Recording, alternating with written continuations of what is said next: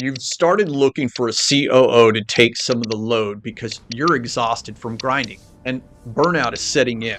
I've been there. I've been an entrepreneur for over 20 years, but is this the right move? In this video, I'll tell you the 4 duties of a COO, then give you the map that splits them across 2 people already on your team, saving you 6 figures and a possible equity loss. I'll also hand you the 15-minute weekly sync that holds this all together. Now, if we haven't met, I'm JD Bach. Over the years, I've had my fair share of wins and failures. Now I help 7 and 8 figure founders scale, sell, or step back by getting the order right. Your capacity first, then your systems, one layer at a time. Now, I told you in the intro what you'd get out of this video. Right now, the meetings, the dropped handoffs, the work that stalls the second you look away, all of it sits on you and it's grinding you down. So I want to give you the roadmap of what we're going to cover in this video so you know exactly what to expect.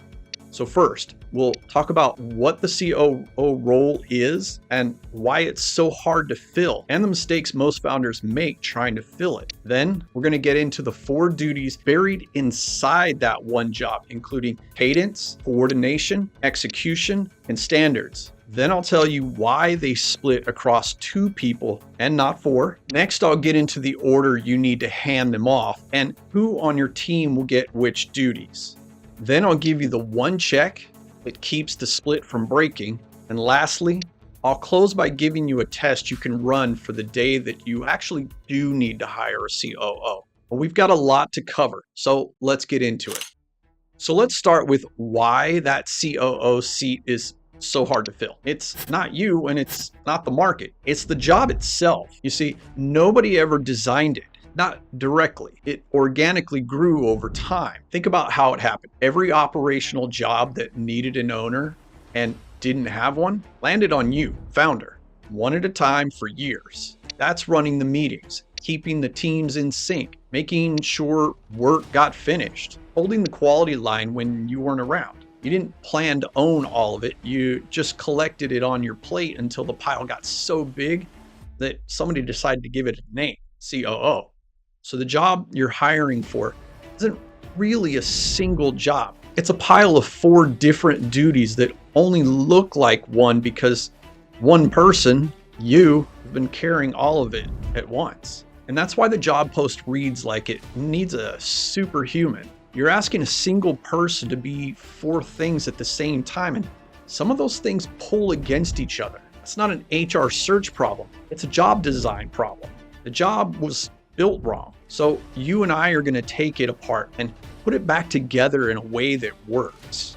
Now, most people get this backwards. Splitting the work across 2 people isn't the alternative to hiring a COO. It's just the step that comes first. You can't hand a COO a job that only lives in your head. And yes, there will come a day when you absolutely need one. And when that day comes in 9FOS, we don't call that seat a COO. We call it the engine chief. You're the driver, out front deciding where the business is headed and raising up leaders. The engine chief, on the other hand, runs the engine that gets it there. That's the seat we're talking about filling. You might be on that cusp right now. I'm not here to tell you you never need to hire that COO, but before you do, I challenge you to try this first. Because once you've split the duties and the system is running, that system is the thing you hand to that COO. You're not throwing a person at a mess and hoping they sort it out. You're handing them a machine that works already. Build it first. Then you'll know whether you need that seat yet or whether it's finally time to fill it. I'll give you the exact test for that decision before we're done. So here's what's sitting under that title. It's not one job. It's 4 separate duties. And right now, you're holding it all yourself. Number 1, cadence ownership. Who runs the weekly meeting? Who makes sure the daily sync happens? Who protects the monthly review from getting bumped the second the calendar fills up? The rhythm doesn't run itself. It's just that right now, that someone is you. Now, number 2, cross-functional coordination. So who notices when work is stuck between 2 teams? Who catches the handoff that's breaking and when the two people who should be talking aren't. Right now, you. Number 3, execution integrity.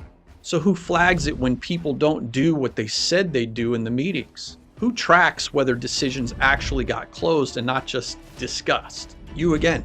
I mean, follow through doesn't enforce itself, right? Now, number 4, standards enforcement. Who holds the quality bar when you're not at the office? And you probably wrote the standard down, but a standard nobody checks is pointless. So who checks it? I'm sure it's you again. So we have 4 duties and 1 person holding them. It's all you. That's where the burnout comes from. That's the load you were about to drop 6 figures on. Now, take a close look at the 4 again, because they actually sort themselves. Cadence and coordination are the same kind of work. Both are about keeping things moving between people. We call it rhythm work. Now, execution, integrity, and standards, they're the same kind too. Both are about deciding when something is good enough to ship. We call it quality work. It's 4 duties, 2 kinds of work, 2 temperaments. And that's the catch. You were trying to hire 1 person to be both, and that person almost never exists. Now, real quick, if you're enjoying this content, please drop me a like so more people can see this. It really helps. So the duties split. Now, the thumbnail of this video asks you a question. You probably already asked yourself. 4 jobs. So why 2 people and not 4? Because temperament decides it. There aren't 4 temperaments in this job. There's 2. Rhythm keeps things moving. Quality holding the bar. 1 person wired for rhythm holds both rhythm duties. 1 wired for quality holds both quality duties. Cut it to 2 and each half lands where it belongs. Cut it to 4 and you've chopped 2 people's work into pieces for no reason. Then there's the math, and this settles it. This is straight out of my book. Balls don't drop inside a function that has clear owner. They drop in the seams between the owners. Now, every pair of owners is a seam somebody has to watch, and seams pile up pretty quick. It's actually a formula. N times N minus 1 divided by 2. I'm PMP certified, and this is straight out of project management, so I've seen it enough times. I know. I see your eyes glazing over, so let me give you the simple version. Take a look. 2 owners only has 1 seam. 3 owners has 3 seams. And watch what happens at 4 owners. It becomes 6 seams. And at 5, you now have 10 seams. Every owner you add doesn't add 1 seam. They add a seam with everybody already there. You can see it quickly adds complexity to a system. But watch the trap, because the math almost argues for the opposite approach. I mean, you could reduce it down to just 1 owner with 0 seams, the lowest possible number. But 1 owner is 1 person holding both temperaments. And that's the new hire that's tough to find, and at a salary that's hard to swallow. That's the seat you build forward, but not the one you fill first. So single owner is off the table for now, which leaves 2 as the smallest number left. Fewest owners that cover both temperaments. You see, 2 isn't a compromise between 1 and 4, because where you're at right now, 2 is the foundation. Before I show you exactly who holds what, there's one more objection coming, the opposite one. If you're familiar with the many systems and operations books out there, or someone on your team is, this one's coming. The question is, if not 4, why not 1? And on this topic, everyone agrees. Project management calls it single accountability. 1 name on every task. Scaling up puts 1 owner on every function. The E-Myth gives every box on the org chart a single person. And Good to Great says, get the right people in the right seats. It's the same rule from 4 different books. 1 seat, 1 owner, or nobody really owns it. And straight up, that rule is right about what it's describing.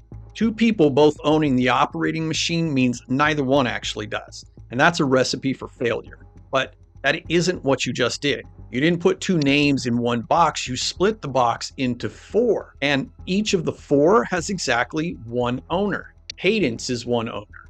Coordination is 1 owner. Execution integrity, another owner. Standards, also one owner. See how nothing is co-held? Nobody is vaguely in charge of operations. That's the difference between 3 people sort of running ops and 4 duties, each with a single name accountable for it. The first is the thing all those books warn about. The second is the thing you just built. So you've got 4 duties and 2 people. Now, which duty moves first? Because you don't hand all 4 off on a Monday and walk out of the office. You move one at a time, and pay attention because the order matters. Every duty you move gets one name on it for a reason. If you hand off the whole COO bundle at once, when something goes wrong, you can't tell which of the 4 duties broke. So you'll wind up taking all 4 back, split them out with a name on each, and when a ball drops, you can see exactly which duty dropped it, allowing you to fix that one, not forcing you to fix the whole thing. Here's how it goes. You start with cadence. It moves first because it's the most mechanical and the most visible. Running the weekly meeting has a set agenda, a set time, and a clear output. Whoever takes it just runs the structure you already built. It's easiest to hand over and easiest to watch. And if it fails at all, it fails in front of everyone. Now, coordination, it moves last. Why? Because it's the hardest to pin down and the one most likely to pull you back in. When work gets stuck between 2 teams, your gut tells you to step in because you're the only one who can see the whole playing field. And teaching someone else to see the whole field takes time. So it goes at the end, once the rest is already holding. Now there's one thing that has to be true before any of this. The machine has to already exist. I'm talking the meetings, the decision rules, the follow-up habits. They all have to be built before someone else can take them over. You can't hand off a rhythm you've never installed. If that's not in place yet, get that going first before you hire. And here's where most founders fly by the seat of their pants, and it's exactly why the handoff boomerangs back to them in a month. For every duty you move, you must write down 4 things on paper. You cannot keep it in your head. First, what the new owner gets to decide on their own. For example, say cadence is going to Dana. Now, Dana can move the weekly meeting, change the agenda, even cut an item she feels is wasting everybody's time. She can even call out a team lead who keeps showing up unprepared. Those are hers now. She doesn't need to check with you, she just does them. So you need to write that list down so she knows exactly how far her authority runs. A second, what has to come to you first and how fast she needs to bring it. Some decisions are still above her authority now. Maybe killing a project or changing how the team gets paid for hitting targets. Anything that touches payroll or headcount. When one of those comes up, she doesn't decide it on her own and she doesn't sit on it either. She brings it to you that day. So write down which decisions those are and how quick you expect to hear about them. This way, nothing big gets decided without you and nothing urgent winds up waiting a week. Third, what stays on your plate while the handoff is still moving? You can't vanish on day 1. For the first few weeks, you still sit in on the meetings with her in the back, watching how she runs it. You're there to catch a mistake before it costs you anything, not to take the role back, to write down what you're still holding. This way you both know it's only temporary. Now, fourth, you'll need to write down the exact date you'll step away, all the way out. We're talking a real date on the calendar, and after that day, it's Dana's meeting. You're not even in the room. And if something goes wrong, she fixes it, not you. If you skip the date, the handoff stays a someday, and that someday will never come. The date is what makes it real. Now, let's put it on one page. This is the map I promised you at the beginning. One document, 4 rows, one for each duty, and a name next to each one. For each duty, you ask 3 questions. Who on the team that you already have is the natural fit for this? Can they hold it without you checking their work? And what authority do they need that they don't have? Here's how it usually works in a team of 8 to 15 people. I've seen this same split fall into place in businesses that look completely different, and it works out about the same way every time. So say your ops lead is Dana. Now, Dana already chases people to get things unstuck, already half runs your meetings. just without a title. Now, Dana is your rhythm person. Cadence and coordination go to Dana. And say Greg is the one who catches the sloppy work before it ships, the one who has the eye for what's not good enough. Greg is your quality person. Execution, integrity, and standards go to Greg. It's 2 names, 4 duties on 1 page. And you didn't post a job. You didn't call a recruiter. You didn't put a 6-figure salary on your payroll, and you didn't hand a slice of your equity to a stranger to get it. Both people were already on your payroll. You simply handed them the duties and the authority to hold them. But here's a bit of a warning. Splitting has a price, and it's the one thing that kills a split like this. Remember where balls drop? It's not inside a duty that has a clear owner. It's in the seam between Dana and Greg, in the handoff where neither one can see the whole thing. That seam is real, and if you ignore it, the split is exactly where the ball starts dropping. So you have to guard it, not with a big process, just one weekly check between the 2 owners, and it doesn't even have to be a live meeting. It can be 15 minutes on a call or Zoom or a dedicated Slack channel where each of them posts their answers once a week. Just 3 questions, nothing else. What's moving between us? What's stuck in a handoff? Where do we need to cover for each other this week?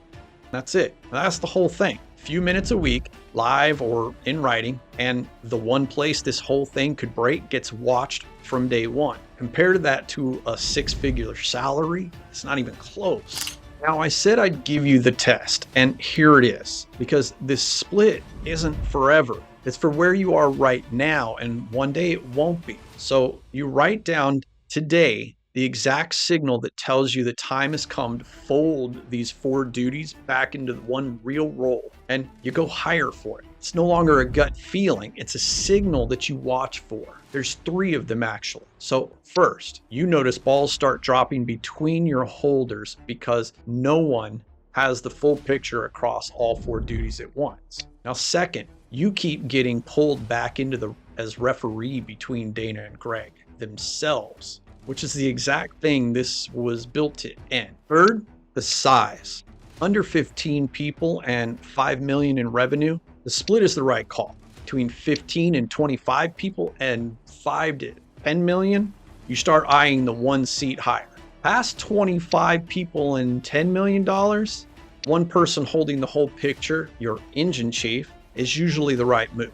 Now, these numbers are only a guide. This isn't a hard line. I can't really give you the exact head count or the exact revenue because it comes down to how complex your business is. I've watched simple businesses hold together well past this threshold, and I've seen complicated ones start dropping balls well before them. So the key is to watch the signals first, and then let the size just back them up.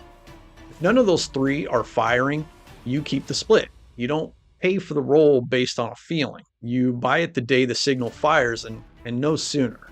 So that's the build. 4 duties, not 1 job. 2 people you already employ, not one you can't afford, just 1 page, 1 short meeting to guard the seam, and 1 written test for the day the split has done its work. You started this video pricing a COO. Look what's on the table instead. So here's what you've got now. The job you were about to hire for was never 1 job. It's 4. Cadence, coordination, execution integrity, and standards. You've got them all written down in the order they should be handed off, with a name sitting beside each one. And mind you, most of those names are already on your team. They already know your culture, how things work, how your company wins. This isn't some high-level outsider you just hire that now has to learn all of that from scratch. You've now got the weekly sync that guards the seam where the 2 of them meet, and you've got the test that tells you the exact day those 4 duties should fold back into 1 seat that you go out and buy.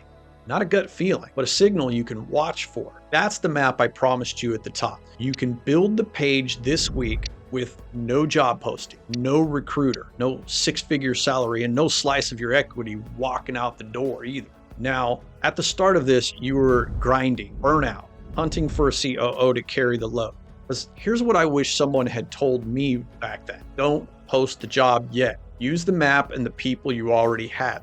Then you'll know when it's really time to fill it. Now, that page covers one job. But if pricing that COO was the thing keeping you up at night, the real question sitting under it is a bit bigger. Which layer of this business is your ceiling right now? What's your constraint, and which one do you move first? That's a different map, and I built that one too. It's called the Founder Dependence Diagnostic. It's free and it walks you through the layers. It shows you which ones are already covered in your business and names the one that's capping you today. The same move we just ran on the operating job, only now across the whole business instead of one seat. You can work that out on your own over the next couple months, or you can run the diagnostic and see it in an afternoon. The link's below. That's the thing I would do next. I'll see you in the next video.